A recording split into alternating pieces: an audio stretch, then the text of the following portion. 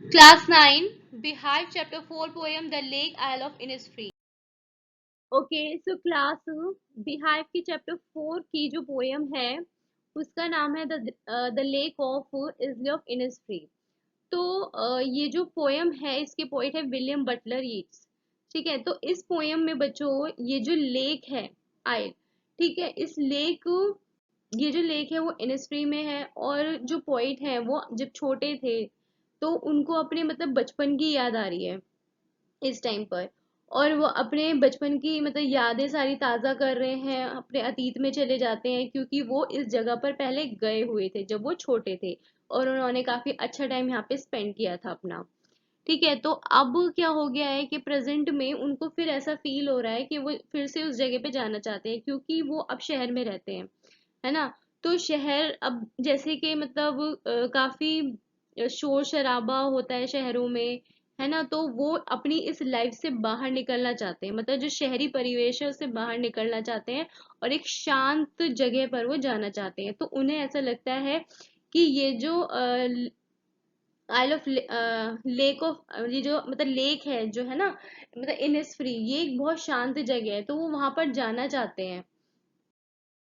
तो पोयम में उन्होंने अपनी वही ख्वाहिशें बताई हैं, वो इमेजिन कर रहे हैं सारी चीजें और अपने पास्ट में चले जाते हैं और फिर कह रहे हैं कि मतलब मैं वहां जाऊंगा तो किस तरीके का मतलब कमरा बनाऊंगा, घर बनाऊंगा, क्या खाऊंगा, क्या पीऊंगा, है ना, क्या क्या वहां पे करूंगा, मुझे किस चीज से सुकून मिलेगा, किस है ना चीज से मुझे शांति मिलेगी। मतलब वो अब ऐसा हो गया है उनके लिए कि मतलब वो शहरी जीवन जो है उनके लिए अब मतलब बिल्कुल बेकार सा हो गया, वो उससे बिल्कुल उब गए हैं।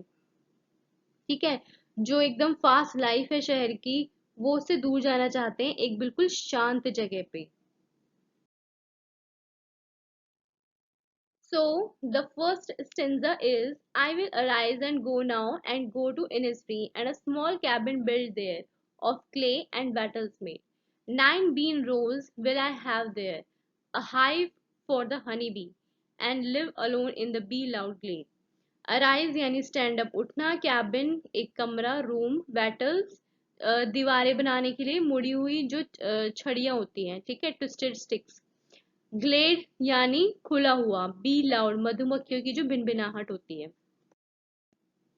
अब जैसे कि पॉइंट ने यहाँ पे क्या कहा है, आई विल, तो आई उन्होंने किसको कहा है, खुद को, खुद के लिए रेफर कर रहे हैं वो कहते हैं कि मैं, है ना। तो वो कह रहे हैं कि वो इनिस्ट्री जाना चाहते हैं, वहां वो मिट्टी और छोटी छोटी लकड़ियों, छोटी छोटी लकड़ियों के, लकड़ियों से क्या बनाएंगे, अपने लिए एक छोटा सा कमरा बनाएंगे वहां पर, जिसका यूज वो कैबिन की दीवारों या बाड़ बनाने के लिए किया जाता है।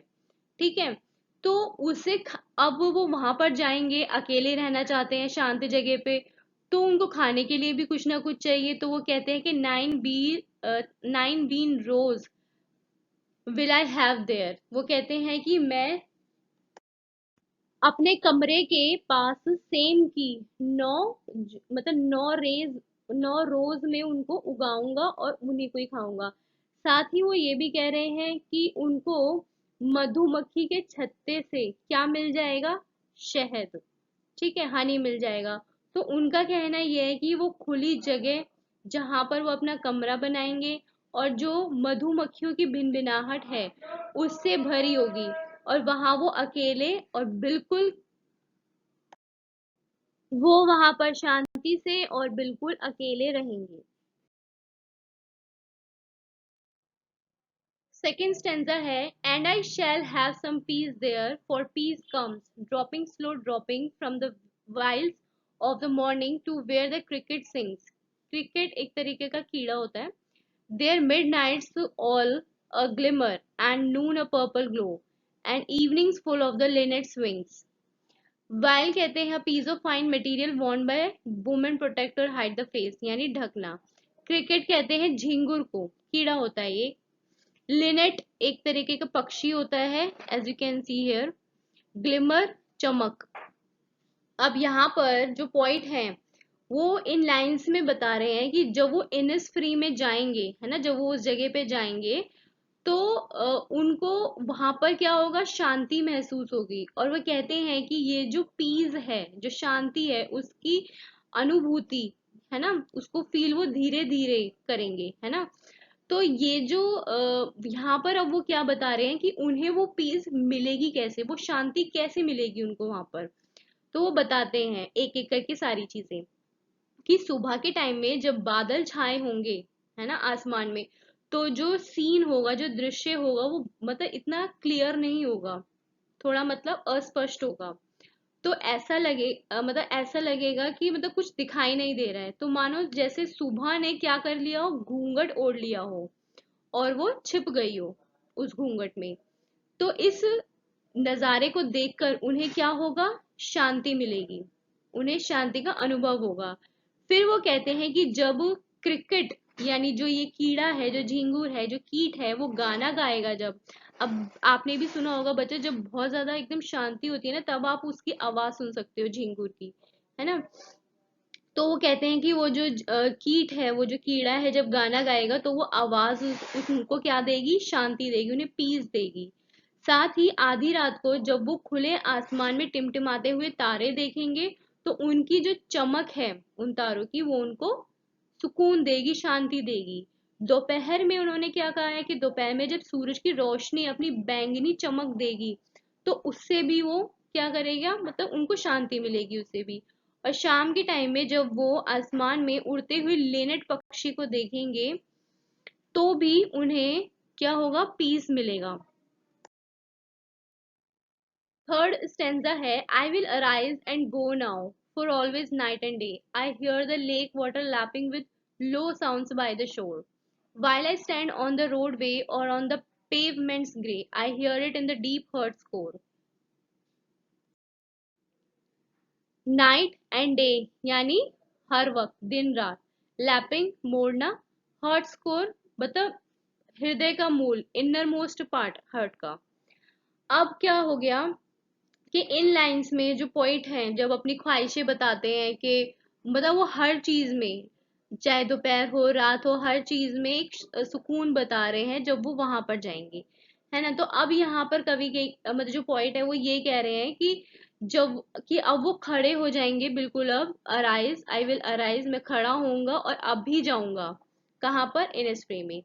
क्योंकि उनके मतलब क्योंकि क्या हो रहा है कि हर टाइम, हर समय जो लेक है उसके पानी, जो झील है उस, वो पानी के किनारे से जब टकराती है तो उसकी जो आवाज आती है, तो वो उनके दिमाग में क्या हो रही है, घूम रही है ऑल द टाइम।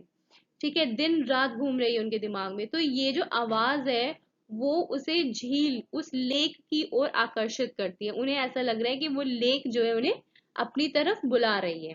वो कहीं भी हो, या तो सड़क पर खड़े हो या फिर किसी फुटपाथ पर खड़े हो, वो अपने दिल के सबसे गहरे हिस्से में इस आवाज को सुनते हैं। तो इसीलिए उनका बहुत मन है कि वो उस जगह पर जाएं। ओके, तो बच्चों इस पोएम से हमें क्या समझ आता है कि जो पोइट हैं वो शहर में रह रहे हैं, है ना, और शहरी जीवन से अब वो क्या हो गया, उब गए हैं। उनका मन बिल्कुल उठ गया है इस शोर शराबे वाले जीवन से।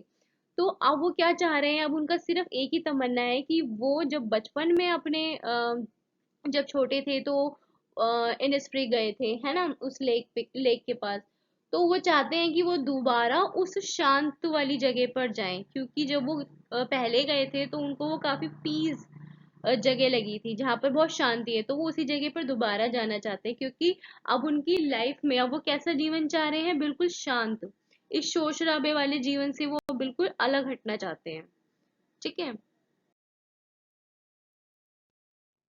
Do like, share and subscribe and keep watching. Thank you.